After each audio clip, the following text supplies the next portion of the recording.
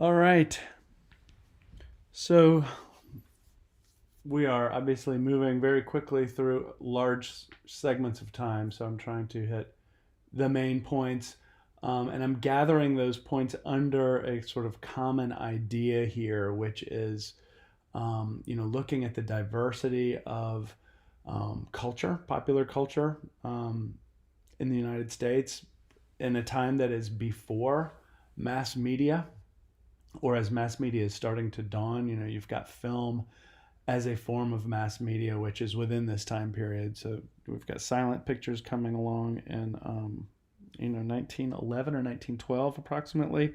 But by and large, America is a collection of a lot of very diverse communities. And the idea of marketing popular culture is has to confront that diversity in some way. And so that's the way that they choose to do that, I'm calling mainstreaming. So we'll remember that from the last presentation. And mainstreaming is an operation that takes, authentic art forms that belong to specific groups of people who have a shared lived experience.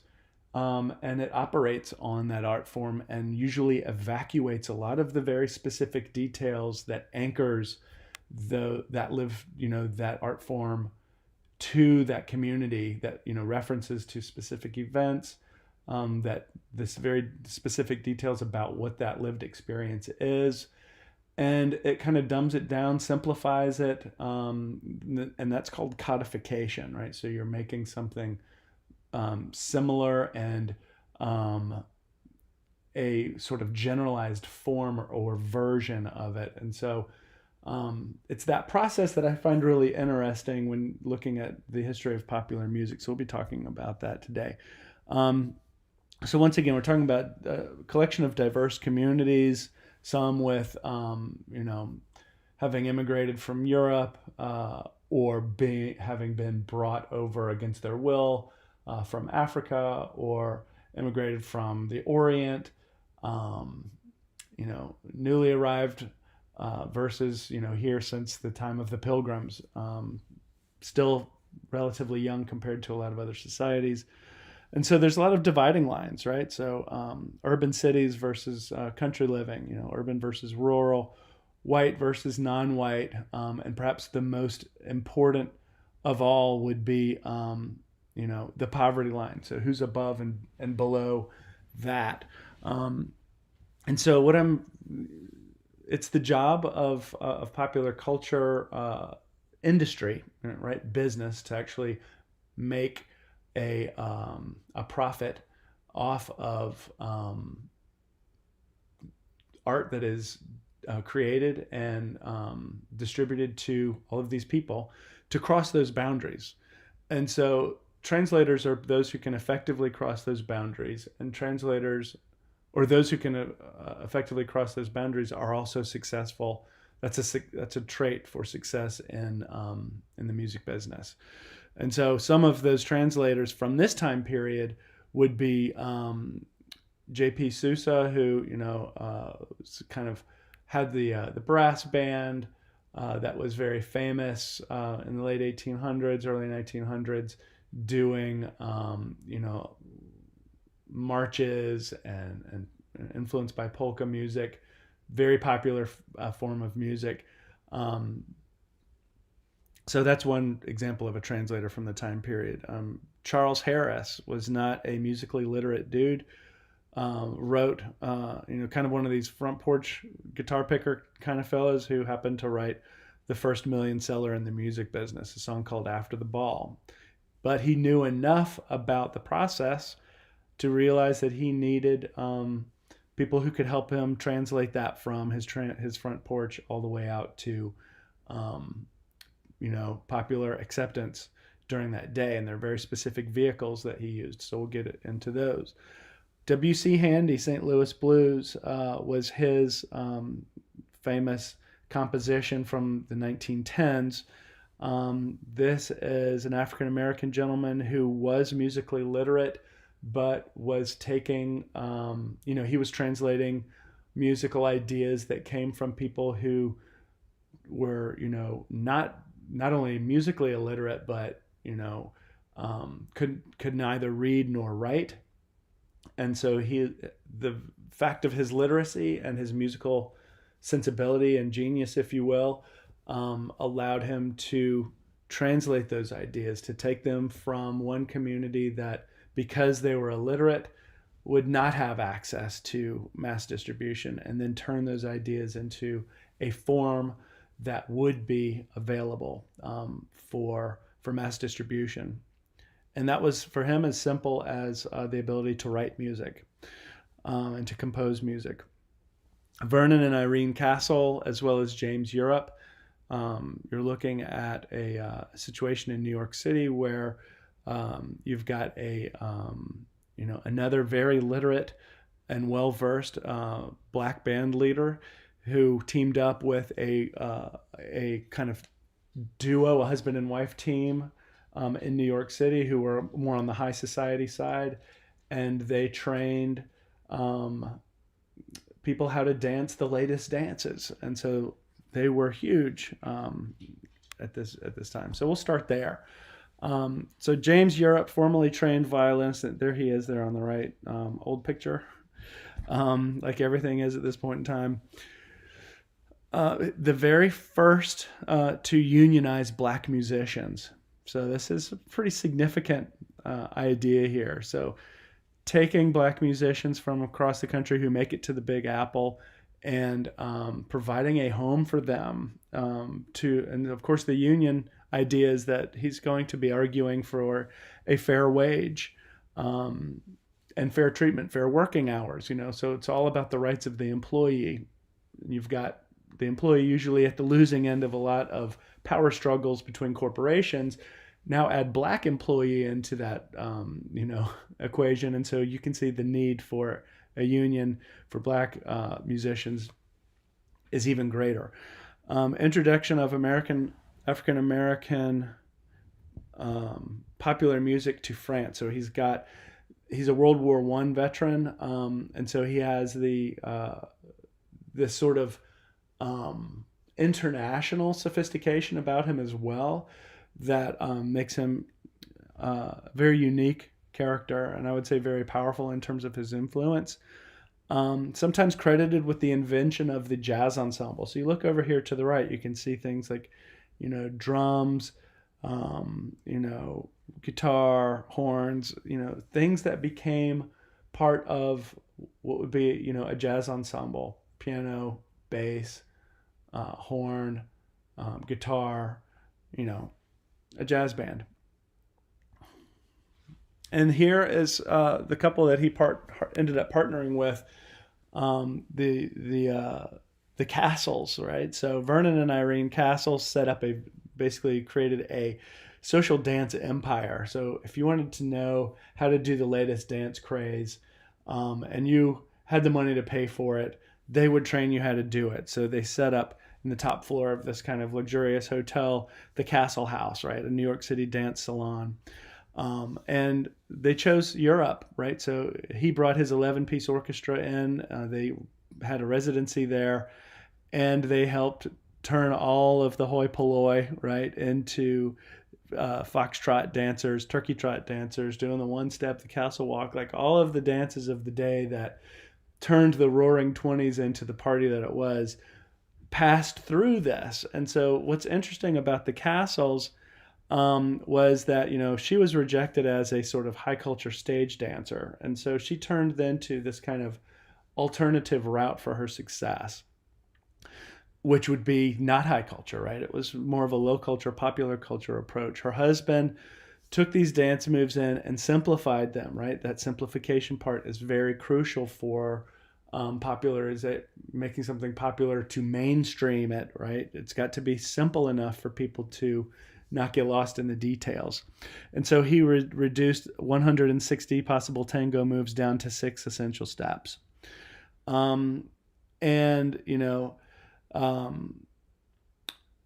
Europe also simplified the way that this music could interact. And so they had a pretty powerful way to mainstream these dance steps. And so where were they getting the steps from? Interestingly enough, the vaudeville um, shows of the day, which were traveling sort of multi format shows. So you'd have storytellers, gymnasts, acrobats, singers, and then dance groups. These dance groups would travel around the country and observe as they got the crowd whipped up into a frenzy what these different little communities, what kind of dances they were doing. And so they were able to sponge up, part of the translation process. They were sponging up these influences from these little communities that nobody knew about, that had no, real national presence, and then take those and incorporate them into their own acts. And so they were translating from the grassroots level into New York City. And now you've got Vernon and Irene Castle and James Europe, kind of condensing that into these simplified versions, right? Codifying these new ideas into a format that was easy to ingest, right, for the national audience. And so they are part of this low to high mainstreaming process. Mainstreaming the blues. Okay, so the 12-bar form that has become known, for blues music, which is basically a 3-chord 12-bar blues. I think I can play a little bit of it for you here on a piano. Here we are in the key of G. And so you've got 1, 2, 3, 4, C. 1, 2, 3. That's 8 bars.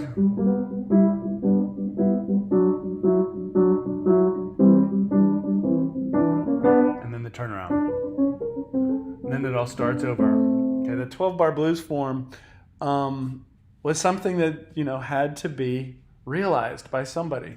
So there you've got W.C. Handy on the right-hand side playing, imagine he was just playing what I was, but actually writing it down, perhaps even for the first time. You've got your Vocalion, OK, Paramount, Columbia, Pace. These are all your race record companies, in contrast with Black Swan Records, which was the first black-owned, record company that was distributing, recording black artists, distributing to black artists. So that's 1921, surprisingly early there. We talked about Handy working as a cultural translator, getting music from communities that were largely illiterate and into circulation. And so, the famous discovery story that's associated with him was, he's in a train station, a train depot in Memphis, and there's a guy, in rags, obviously very, very poor. He's got a guitar playing, quote, the strangest music anybody's ever heard. And he got back, to St. Louis and wrote down what he remembered hearing. So, there he is doing the same thing as those dance troupes, sponging in, right, that strange new musical influence, and then doing his part along the chain of mainstreaming, right? Repackaging it and distributing it in a way that would be interesting to the folks, to the mainstream. Jimmy Blythe here down at the bottom right was the first one to actually codify the 12-bar form that I played. W.C. Handy is associated with, being the father of the blues, but that actual 12-bar form is actually associated with Jimmy Blythe, right? So there's a few musical terms, the arpeggiated triad with the 6 dominant, with adding the natural 6 and going to the dominant 7. So that sounds like this. So here's the triad, C chord. When you arpeggiate it, you do every one of those. So when you go, right? So then you add 6, and then the dominant 7. So that's the boogie. Okay, so that is associated with this cat, Jimmy Blythe. There's a recording, little speaker here. You can play and listen to that. But it's a very similar thing of the W.C. Handy story, taking an influence that he heard and then putting it down in a way that others could enjoy. So these two have their legacy, but the spotlight and the fame for blues music in the 1920s was on the women for sure. Mamie Smith in particular, you'll see her in a different presentation, but her Crazy Blues was really the one that kicked the door open. But these women here, you've got Bessie Smith, Alberta Hunter in the middle, and Ethel Waters. They didn't just happen to have an idea that got picked up and then passed into a white-owned record company for huge success. They were enjoying that success themselves, right? So Bessie Smith made it onto movies. Ethel Waters made it onto Broadway. And so we see the women leading the way in terms of success, meaningful success, not just for themselves and their families, but also other, members of their community who saw them on film and had something to recognize and look up to in terms of potential of their own lives. So, those are some of the recordings that are associated. Sorry, I've got to plug my computer in. All right. Some of the recordings, number one Race Records hit, Bessie Smith, Downhearted Blues. I do invite you to just, take some time. You should be using an hour to 2 hours a day for this class. Just enjoy some of this music now that I'm giving you the context, and you can understand more about why it's important and the sort of triumphant nature, especially of these blues divas' music. When you listen to the recordings now, they maybe won't sound quite so foreign and unusual. Alberta Hunter toured Europe in 1917, so it's World War I era. And so once again, spreading the brand of this particular genre of music and also of the community that's associated to it, not just within her hometown, regionally or even nationally, over film and radio, but also, radio wasn't around quite yet until 20, but having an international presence. So she's kind of like the Black Jenny Lind, but going from America to Europe. Okay, we talked a little bit about Charles Harris. The first million seller in the United States, it was After the Ball. Over 1 million records, which were cylinders by 1893, 78 RPM, so the platters by 1898. 5 million copies in sheet music. And so here's his strategy of mainstreaming. Charles K. Harris is who it is. Those are his years. So he was dead by 1930. Didn't live too terribly long. I guess it made it into his 60s.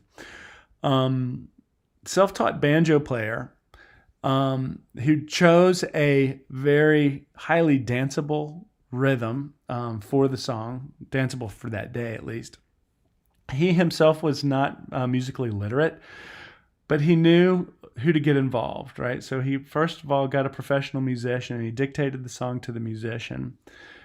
And then he paid for the song to be placed into, so the musician then translated it into writing, but then he paid for the song to be placed into one of these traveling musical shows of the day, vaudeville shows. And so now he's got the song in a form that can be separated from him, right? He doesn't have to be there playing it for anybody else to understand it. That's the first move, and now he's got it in a distribution network. And so, low to high mainstreaming. Untrained writer dictates to a writer, to actual, notation writer, receives sheet music, which would be the lead sheet, pays to place the song in a theatrical show, which is that's the promotional vehicle. The popularity gains the attention of a music publisher, which is the Whitmark Company, as well as John Philip Sousa, who once again is the brass band star of the day. Whitmark offers him a publishing deal, which he declines, ends up self-publishing and gains publishing royalties of $25,000 a month in 1900 money, which is about the value of $750,000 a month today. Charles K. Harris, you done good. J.P. Sousa, there he is. Okay, so the Sousa March, right? So this is kind of like polka music, a lot of waltzes. So 1, 2, 3, 1, 2, 3, 1, 2, 3, 1, 2, 3 type of dance music. Band leader for the Marine Band. So he was, as you can see, him dressed up there in his Marine outfit. He's got a couple medals there, nice hat. He's got the John Lennon glasses going. I mean, this guy knows what's up. So it was America's supergroup of the day, turn of the century there. America's Marching King, Stars and Stripes Forever. You know, he's got songs that you still hear today. Only about 24 or so phonograph recordings, about the same amount as somebody like Robert Johnson, you know, in the 20s. So not a ton of different recordings, but they were very, very important. So he was able to tie nationalist expression, so our national identity, to popular music. So he's using his position as a military man as a form of branding, but also internal distribution, right? So if you look at the Union Army, if the Army, you know, grabs onto a song that you're playing that you've written as one that is, you know, patriotic enough or good enough for them to use, now you're looking at, you know, 9,000 different players and 500 different brass bands that are distributing, right, the music locally, regionally, nationally, internationally. And so the Civil War, the Spanish-American War, were, you know, during the time frame of his life, and so he understood the sort of power of nationalist identity and especially music within that for, you know, giving a sense of national pride as you sing along or, you know, hear a certain melody. You know, this is kind of his, one of his contributions to the American popular music scene.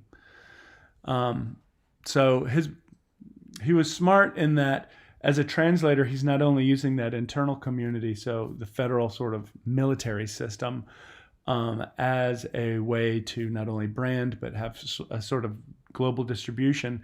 But he's also, when he's playing, he's not just doing the, you know, the marches and the waltzes. He's also doing, you know, cakewalk music, which is associated with vaudeville, especially the minstrel side. So he's reaching out to African American, you know, stereotyped, unfortunately, but that sort of community polka music. So we've got, you know, associated with German immigrants, waltz associated with other Western European immigrants. So it's a fair sort of ability to adapt to, you know, classical music, to a more modern sound, if you will. Once again, the brass bands were prominent between 1860 and 1910, and they sort of tie the minstrel show era to the start of vaudeville, which came about in the, you know, 1915s, 1920s. Minstrel shows dying out, you know, around that time, late 1800s, I would say.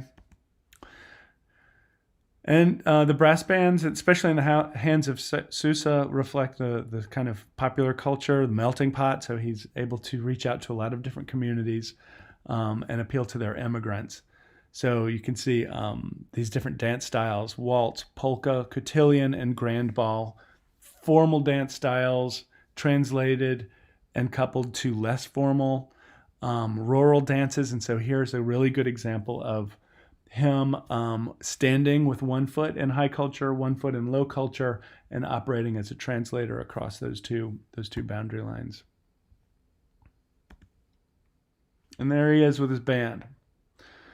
Sousa and the Marine Band, circa 1900. All right, a lot of loud instruments there. I mean, it's a brass band.